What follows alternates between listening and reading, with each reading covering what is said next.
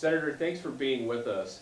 Tomorrow evening, you will join House Speaker Paul Ryan in lighting the U.S. Capitol Christmas tree. What do you look forward to sharing with the audience about this tree that's come from Idaho? Well, this is an incredible opportunity for Idaho to share with the nation two things, really important things. One, the beauty of Idaho. The tree itself represents the environmental heritage that we have, the gorgeous place that is Idaho. We have beautiful rivers and mountains and streams, clean water, clean air, and that is one of the special parts of Idaho that this tree will represent and show. But in addition to that, this tree and the process by which this tree came to Washington, D.C.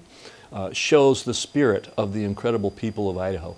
There were thousands of Idahoans who got involved in one way or another to make sure that the nation could get this special gift here in Washington, D.C. at Christmas time.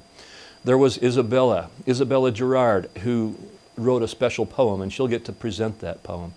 There were school children and adults across the state who made ornaments, over 6,000 ornaments, 20 pounds of glitter and thousands of lights. There was Gary Amos, who drove the tree from Idaho to Washington, D.C., making 30 stops on an over 3,000-mile trip to help share this tree with people across this state. And there were the many other people who got involved in one way or another to make this so special. The Idaho State Police, another good example of helping to make sure that this tree safely arrived, and we have a representative of them here in Washington, D.C. So it's just the spirit of the people and the beauty of Idaho that I think this tree is presenting here in Washington. So one of those Idahoans you've mentioned will be joining you is Isabella Gerard, who'll be reading her poem. What was it like to go to her school and inform her that she would be an important part of this event? That was an exciting time. Isabella participated in a project where we had a drawing among school children who did something like write a poem or draw a picture to help present the tree. And Isabella's name was chosen. We didn't tell her that she had been chosen until we presented it in an assembly at her school. And so we went to her school, and her mother was there, unbeknownst to Isabella.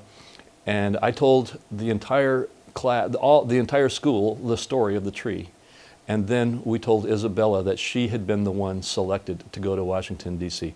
She was ecstatic. In fact, for a moment, she really couldn't read her poem to the rest of her friends at school. But she regained her composure very quickly. She beautifully presented the poem, and she's presenting that poem here in Washington, D.C.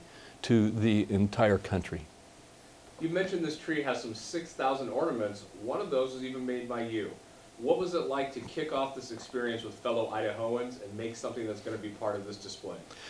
Another really incredible experience. This was in McCall, Idaho, during a very beautiful time of the year in winter, as we had ice sculptures being made and very deep snow, and people were coming out from all over the state to participate in this.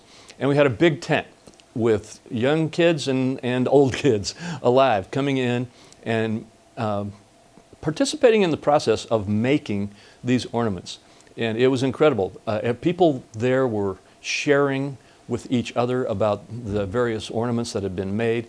Many people made more than one ornament because as they were doing it, they got other ideas. And it was just a tremendous opportunity as people got together and helped to just make a part of this presentation to the rest of the country. So you touched on this in our last question here.